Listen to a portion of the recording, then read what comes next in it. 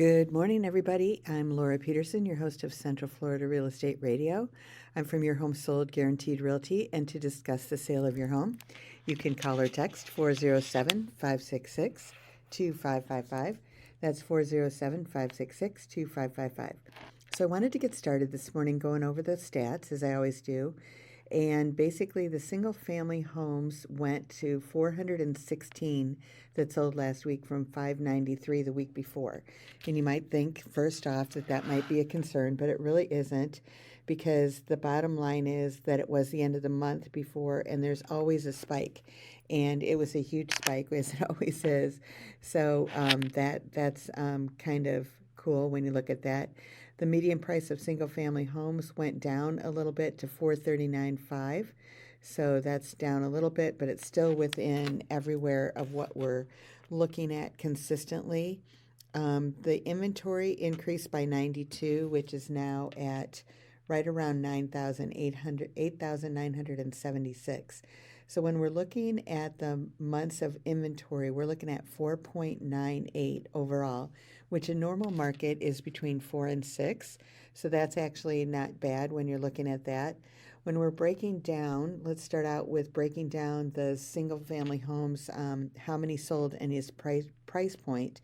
Of the 416, 29 were under 250, 36 between 250 and 300, 104 between 300 and 400, 83 between 400 and 500, 139 between 500 and a million, and over a million was 25. So really under 300, not a whole lot of availability, and everything is kind of what comes down to that as well. But actually between the 300 and the 500, there are 4 months of inventory and 5.18. So once you get to the higher price points, there's a few more months of inventory. So between 500 and a million, it's 5.5 months of inventory, and over a million, we're at 9 months of inventory. Now that's just what's based on what sold this week. So obviously could change a little bit. The list to ask price ratio was at 97.18 overall. Under 250 was at 93.05, and over a million was at 95.26. And all the rest of them were in the 97s, or really close to 98 in every category. And you might say, why is that? Well, the ones that are under 250 generally need some work. When you're looking at the median price of a home at 439, and then you're buying something under 250, there's got to be a reason for it usually, and usually it's something that needs work. And so if it's a property that needs work, you might not be willing to pay what the seller is asking for it. And so as a result of that, that's where it comes in that the list to ask price ratio is quite a bit less. When it comes to the over a million, we kind of have the same situation. Not that they need work or anything like that, but buyers in that category are generally more inclined that they want to change a lot of things. And so even though the house might be perfect the way that it is, that you might think so, as the owner, the new owner coming in, they want to change something. Maybe they want to change the kitchen. Maybe they want to change a bathroom, or just change the flooring or the walls or something. But it usually ends up in that price point that people are going to spend in the neighborhood of about 10% in changing things that they want to change. So maybe in that way, sometimes in the $1 million properties, there's things that are more personalized to you as the owner than there are in a lower price point. And so as a result of that, others coming in think, oh, I'm going to need to change that. And so they're offering less. And so that's kind of, what happens in the meantime in that.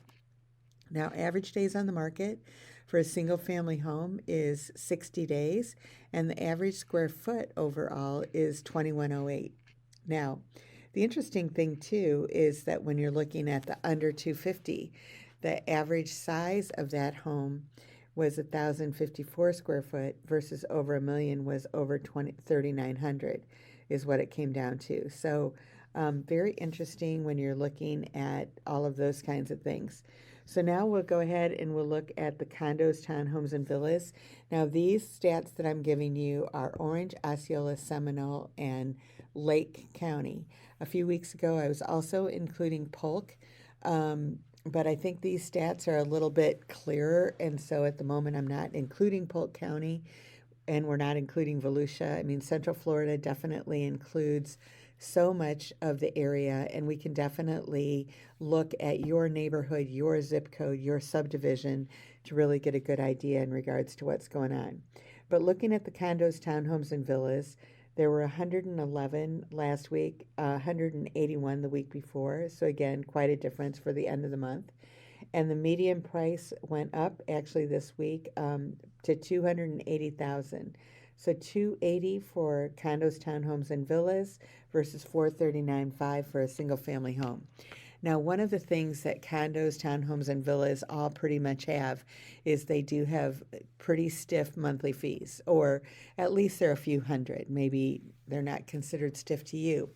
But basically, they're probably things that you would be paying for anyway, a lot of times.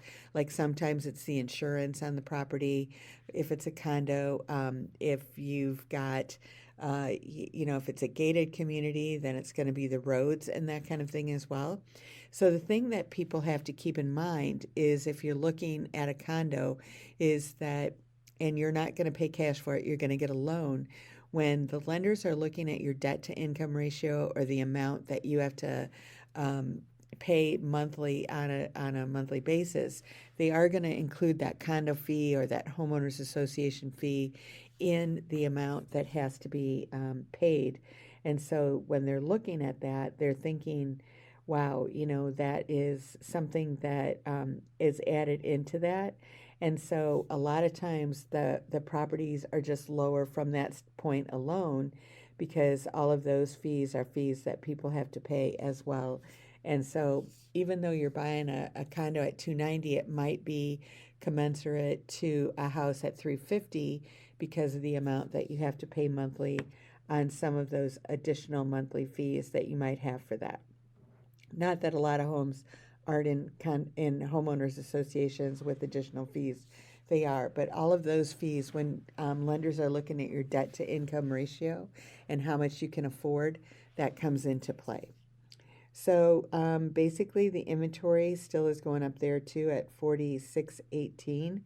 And so as you can see, we're going to have a lot higher months of inventory when it comes to the condos, townhomes, and villas. We're at 9.6 versus the 4.5 on the single family homes.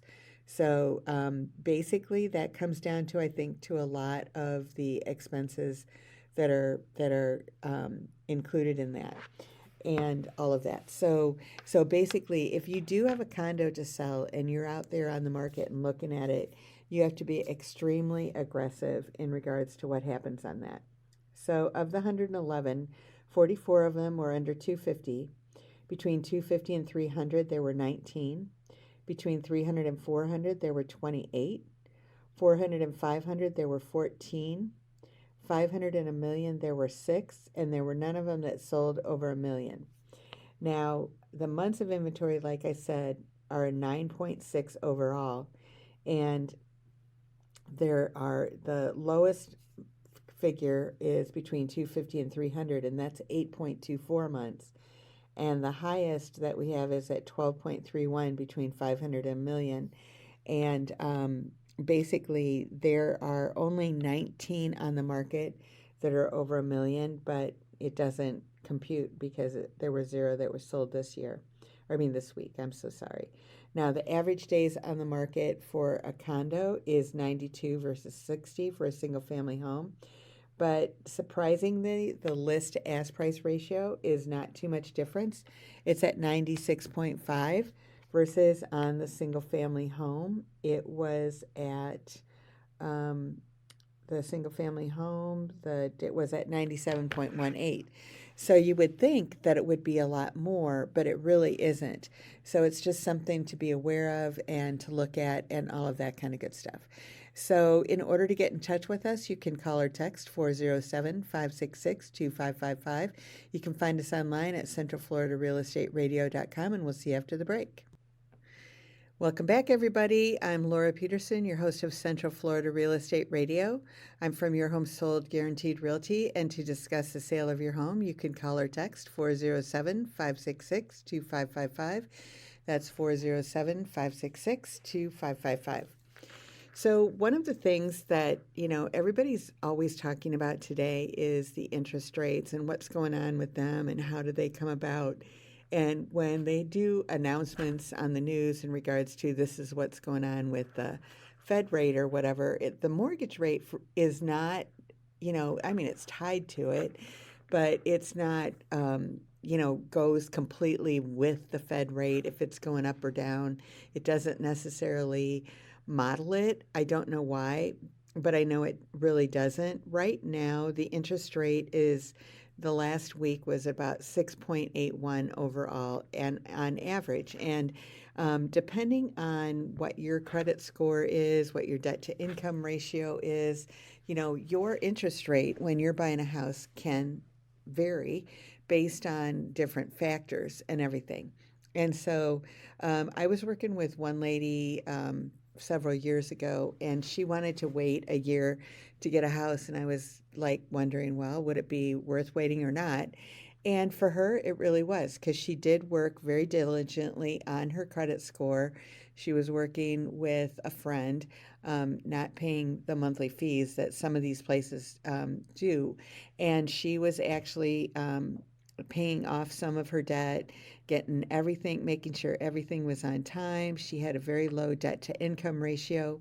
So when we did come to purchase a house, she did get two loans. She stacked one on top of the other in order to get 100% financing, which I do have somebody that says that they can do that today. And as a result of that, she had no, mortgage insurance that had to be paid, because if you're many times putting less than 20% down, you have to pay mortgage insurance. Now, if you're getting an FHA loan, definitely has to be paid and for the lifetime of the loan. If you're getting conventional, it's kind of based on your credit score and your debt to income ratio and what the mortgage insurance is, and it comes in multiple names that it might be, but it's kind of the same thing. So basically what it is it's an amount that the bank is insuring themselves that if for some reason that you would default on the loan, that it would kind of keep them whole. And so it's something that they charge you. You don't have any way to get around it necessarily unless you have a really good credit or something. And sometimes, like I said, for this lady, it ended up being zero. And so it didn't affect the amount that she was going to have to pay every month. When you're getting a loan estimate from a lender, they are including that amount, whatever it is, that you're going to have to pay in your loan estimate. And so you know all of that up front. And once the loan, the value of the home goes that you own over 20% of it, many times that goes away. But like I said, in FHA, it doesn't. They don't have it necessarily on a VA loan, but they do have another term for something that they call that is a fee that's paid upfront and that kind of thing as well. So it's kind of hard to get away with, on a lot of properties unless you have really good credit and low debt to income and all of that kind of stuff. So you want to make sure that you're, doing the best that you can when it comes into it. And that's really honestly why I like to meet with people way before there might be purchasing a home, because we can actually plan some of these things. And so that when you're ready, you're ready. I was talking to somebody recently and they were saying that they were going to change jobs. And I'm like, are you considering purchasing a house in the next year or two? And they said, yeah. And I said, well, you might want to purchase your home before you change jobs, because they were not only changing jobs, they were changing careers. And so, you have to remember that when a bank is putting a loan out there, they want people to be stable in everything that happens that way. And so, as a result of it, what they're going to do is they want to make sure that that debt to income ratio and that job stability and all of that kind of stuff is adding up. So that's basically what happens. Now, one thing when it comes down to it, that most loans today are fixed rate, which is best for most. And what that means is that the bank amount that you're going to pay off on that property and the interest rate you're going to pay never changes for the period of time. So if that was all you were paying in your payment to the lender, it would never change at all through the whole 30 years. Now, if you wanted to pay more, you could, but it wouldn't change anything. But taxes and insurance can change. Those are things that you have to look at and do. And one of the things that I think that if you do own a home and you're living in it and you're a Florida resident, you need to check your home and make sure that you've got the homestead tax advantage on it. I just put a house on the market the other day, and the lady had owned it since 2021. She bought it from the builder. And she basically, I looked at it, and she's been living here the whole time. She's a Florida resident, and it is not homesteaded because I was wondering why the taxes had changed so much on it, and it was because it wasn't homesteaded. Now, she had this listed previously with another realtor who had stated that it was homesteaded because they had assumed that it was. But homestead is not automatic in Florida. You have to apply for it, and then every year they renew it. But you've got to definitely apply for it. And it's got to be applied for before March 1st. You have to be living in the property before December 31st, or own it before December 31st. And you have to apply for it before March 1st. So but if you're right now today and you find out you're not homesteaded, apply today. I tell everybody that once you get your house, you need to apply for the homestead immediately. And the reason for that is because if you don't apply for it immediately, you might forget about it. And then those January and February go by and you're into March and you missed it for that year. So you definitely want to make sure that you do that. But getting back to mortgages, that taxes could change and insurance amounts can change too. So insurance definitely has to be shopped for, and taxes, if you are eligible for homestead, I strongly recommend that you get it. There's a few things that does for you. First of all, it kind of locks in the property tax that you're going to be paying, and it can only increase a little bit every year. I believe it's up to 3%. Might be even less than that. And now there are some bills in the Florida legislature that are actually looking at maybe giving $1,000 deduction on property taxes to all the homes that are homesteaded. So if your home isn't homesteaded, you're not going to be able to take advantage of that. So I strongly recommend that you definitely do that.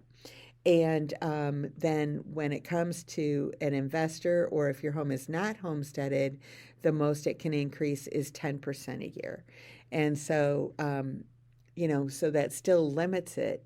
And the biggest pet peeve, one of my biggest pet peeves that I have out there when it comes to real estate, and people are looking at houses and you might be looking online, is that you're looking at the taxes on whatever the site is, and you're comparing a house to house and comparing what the taxes are. And that is a bad recipe, because in Florida, when you purchase that house, it's going to reset.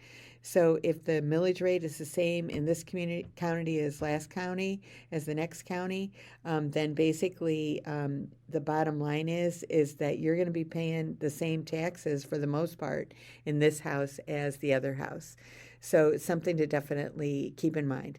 One more thing when it comes down to the the loans that you're getting. There are adjustable loans out there. They usually have a cap.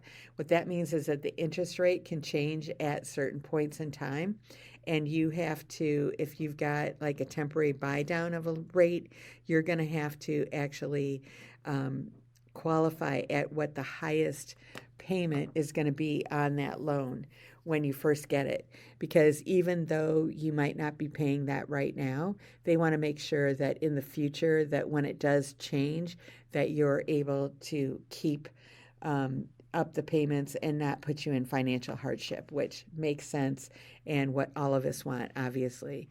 So in order to get in touch with us, you can call or text 407-566-2555.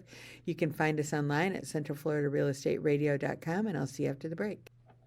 Welcome back, everybody. This is Laura Peterson, your host of Central Florida Real Estate Radio. I'm from Your Home Sold Guaranteed Realty, and to discuss the sale of your home, you can call or text 407-566-2555. That's 407-566-2555. So one of the things that's prevalent out there today is wire fraud and who's being targeted right now are first-time buyers. And I think the reason that they're being targeted, obviously, because they don't know, right? And so one of my jobs when I'm meeting with first-time buyers is to make sure that you know what's going on, that you're very aware of everything and all of that kind of stuff. Basically, the bottom line is that once money is wired into an account, many times the money, once it's out of there, it's gone. So wherever it goes, it goes. And so basically that's why it's very important that you want to make sure that you don't transpose numbers, that everything is the way that it should be. So there's a few things that you can do, and basically the bottom line is that the majority of the monies that are transferred today in real estate are by wire. For many years now, I know back in the day they used to use certified checks, and in some cases even it was personal checks. But first there were a lot of fraud cases that happened with the certified checks, which people were making checks up that looked like bank checks, and they actually took a long time to clear, which was amazing to me that it would take so long to clear, because you think, if you write a check to somebody today and they put it in their account, I mean, it's out of your account the next day. You don't have any time that is wasted on that. But what happens with the in the wire fraud, it's out right away too. And what happened with the certified checks that I was talking about is that they would make in order for them to be traced down to whatever, they would bounce on the 10th day even. I had a buyer that I was kind of skeptical about, and they said that they had never seen the property and they were from another country, and they said that they wanted to buy it. And so I wasn't for holding them back if that's what they wanted to do, but we were just very cautious in making sure that we handled things very expediently and making sure that we were doing what we needed to do. So, I was actually representing the people from another country, and I had never met them, and they weren't here, and they wanted to do everything remotely. And so I did tell, I had sent them videos and all of that kind of stuff. We had done everything in order to make it happen. And I have dealt with people in that way that it was real. So, but you do all the cautionary things to make sure that it is, that everything is on the up and up as much as you can. So when it came down to it, it was an attorney that was actually closing it. And it was before wires were required, for this. And I told the attorney, I said, in my opinion, we should not take a certified check. You need to take the wire. And they said, well, the buyer had called them and asked them, and they told them that at that time that they did have the option to send a certified check or to do the wire, and the people said that they wanted to send a certified check. So the thing that we did do is, usually on the closing day, you get the keys that day. But the thing that we did do is we did say that we needed the 10 days for that check to clear before the buyer would take possession of that property. Well, thankfully, we did wait the 10 days, because on the 10th day is the day that the check bounced, that it came out that it was fraudulent.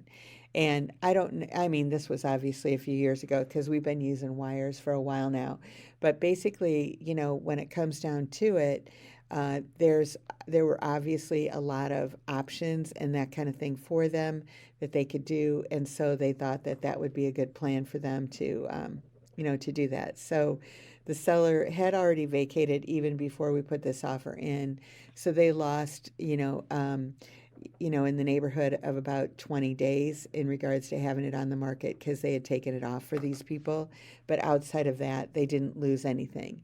But if we had gone ahead with it and given them the keys, it would have been a much more difficult in order to get things done. So today they do use wires, and that's why, so they can give you the property immediately and you don't have to worry about a check bouncing later. And it was on a fraudulent bank from is basically what happened. And I think that why it took so long is because they were trying to find that bank. Hey, what's going on here or whatever.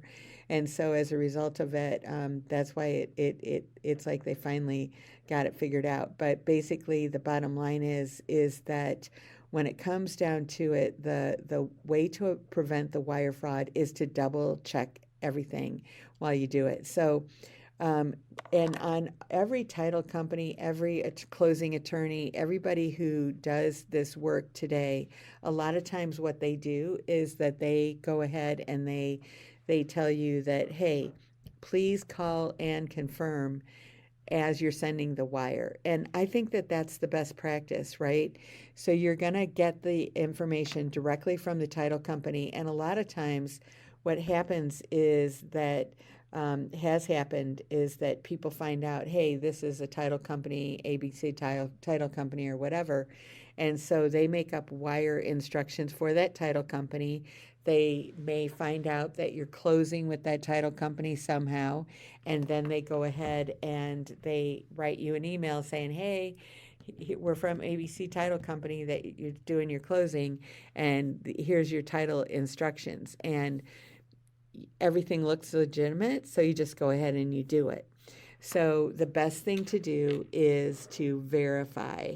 Call the company yourself. Don't not call them. Don't have them call you. You call them and then call and verify when you're at the bank. Read through everything, make sure that everything's going the way that it should. Have it in writing and check it. And many people today are able to do those wires directly from their own computer and everything, but you just want to double check it because it's a big amount and it's something that you want to make sure doesn't get messed up. So I just think that that's something that's really important for people to make sure that's going on.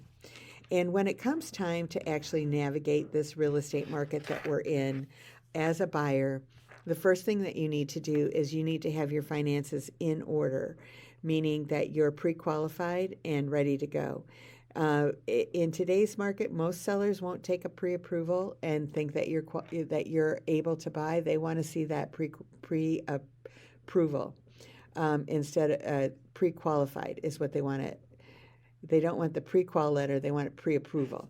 So what a pre-qualified letter many times means is just that they've asked you questions and then they filled out the documents. The pre-approval means they've gone through all of your things and made sure that there's nothing hanging out there that you forget. Many times I'm working with people and they go, they forgot that they co-signed on their son's car or something like that, or there's a loan out there that's coming out of their bank account automatic and they forgot about it. So it wasn't like they didn't tell the lender those informations. They just didn't think about it because it was automatic. And so when you're pre-approved, everything has been gone through with a fine-tooth comb and they know that you can actually afford the property. The second thing that you need to do is you need to be ready to buy. And when you listen to how long that properties are sitting out there and, it's about 60 days until they usually go under contract. Well, let me tell you this. What usually happens is that when somebody's looking at that property and they want it, everybody wants it. It can go for a couple of months and nobody is looking at it, and then all of a sudden everybody's looking at it. And so you have to pull the trigger when you see what you want. And, time is of the essence every day in real estate. People think they have their time, and then they're shocked when somebody else bought the property that they wanted to buy. So it's really important that you're ready to buy and you're ready to pull the trigger at the time that you find that house. And the third thing is that I just want to say about this is that you want to look at the long-term growth of the property and the long-term place of where you want to be. I always ask people, if it came on to up to, would you want to be here a year from now, or would you want to be in this house or that house? And I think that really what makes a difference for people in figuring out, what's going to be the best for them. So our market is very consistent, which I'm very thankful for. We have slight increases, but we're not decreasing as they are in other places. And I know that everybody keeps telling me, oh, when's the shoe going to drop, or when's the price is going to drop? And at this point, it doesn't look like that's going to happen. So we operate optimally within the market. We can't change it, but we do operate optimally within it. But in order to get in touch with us, you can call or text 407-566-2555. You can find us online at centralfloridarealestateradio.com, and I will see you after the break. Welcome back, everybody. This is Laura Peterson, your host of Central Florida Real Estate Radio. I'm from Your Home Sold Guaranteed Realty, and to discuss the sale of your home, you can call or text 407-566-2555. That's 407-566-2555. So a couple things that I wanted to talk about today is, one of them is the tax bill that's in Congress. It hasn't been passed yet. But some of the things that are in it that pertain to us in regards to real estate and how everything is working is that they are keeping the 1031 exchange. Now, a lot of people don't 100% understand the 1031 exchange and what it is and how it works and all of that kind of good stuff. I was talking to someone recently, and they were going to use a 1031 exchange, they thought, on a property that they were selling, and then they were going to use it on a property that they were buying, but they wanted to live on the property they were buying. And basically, the 1031 exchange is set up by the IRS, and it's not set up by the IRS, but it's set up as a tax advantage for selling one property and buying another one for investors. But they have multiple rules that come into play for it, but it might really be a good benefit for you. So, for example, I had a buyer that was from California, and their family had owned a restaurant right on the water right outside of San Francisco, in Monterey, actually is where it was, right next to the aquarium. And so their parents had passed away, and they had moved a restaurant to another place. And so that land was being split up between all of the siblings. And all of the siblings were getting, I don't know, 20 million bucks or something like that. I mean, it was very, very lucrative property that was there. And when they had bought it 100 years ago in the family, it was, I don't know how much it was, but it was probably like 100,000 or something like that. And now it was worth multi-millions. And so the tax benefit, or the tax on that, would be astronomical, as you can imagine. So the 1031 exchange, what that allows you to do is you can take that money that you sold that property for, and like I said, it was split up between multiple people, and then you can invest it in something that's like kind. So it has to be an investment that you would be putting it into some kind of real estate. Now, you have to put that money in, you have to identify the property within 60 to 90 days, and I believe it's 60 days of when after you sold the other property, and you have to close on it then again. Uh, you know, I think it's 90 days or maybe a little bit longer that you have to close on it. So it has to happen pretty quickly within that realm.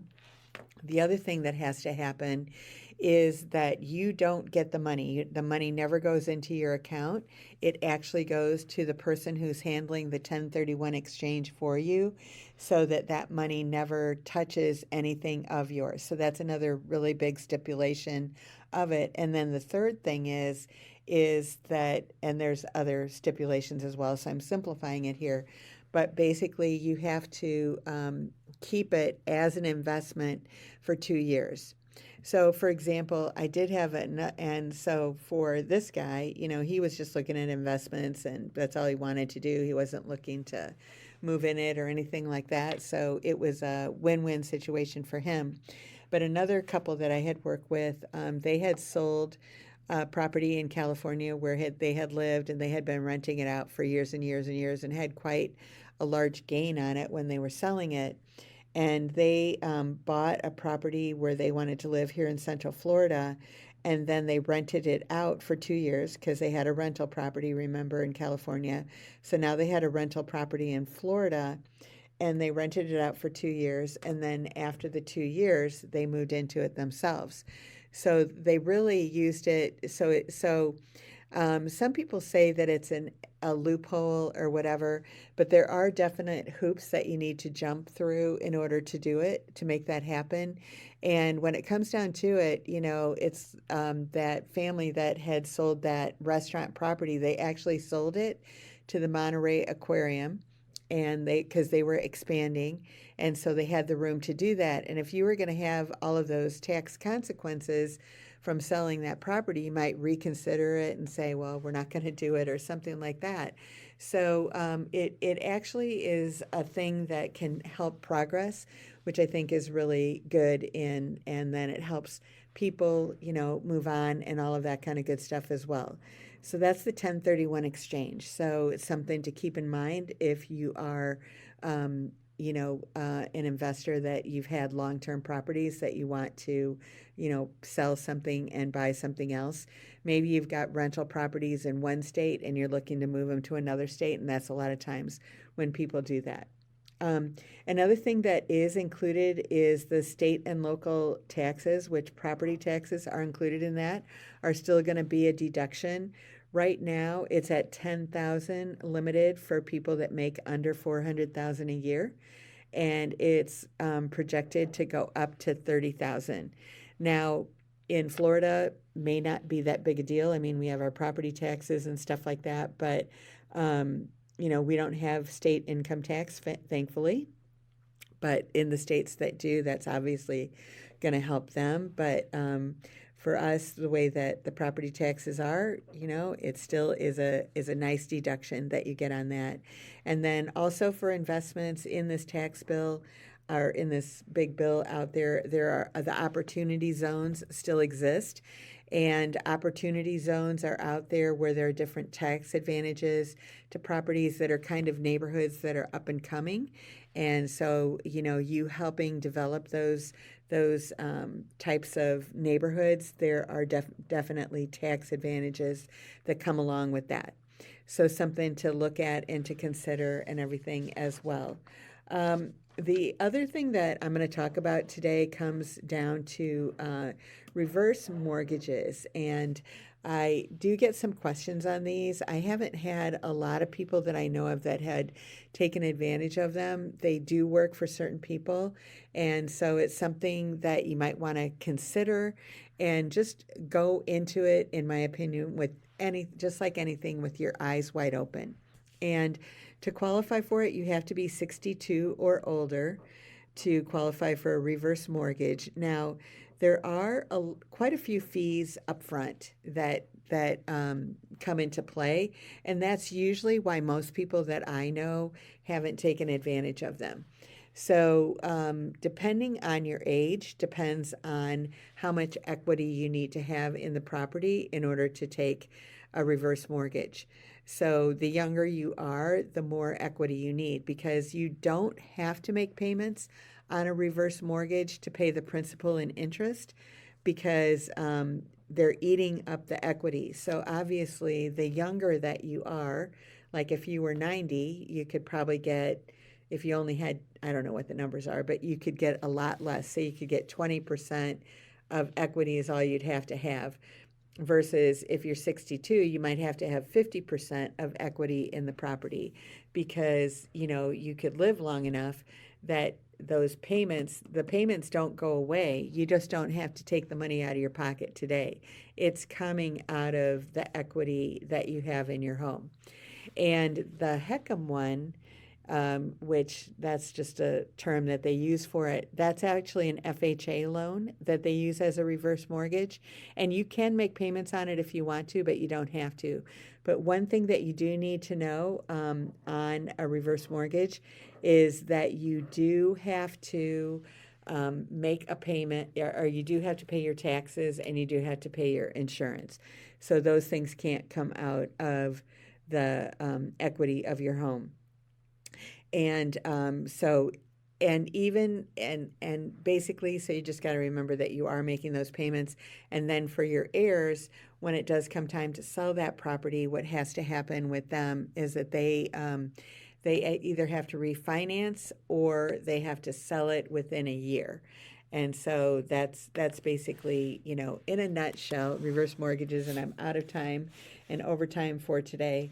But in order to get in touch with us, you can call or text 407-566-2555 or find us at find us at centralfloridarealestateradio.com, and we will talk to you next week. Have a great one, everybody. Bye-bye.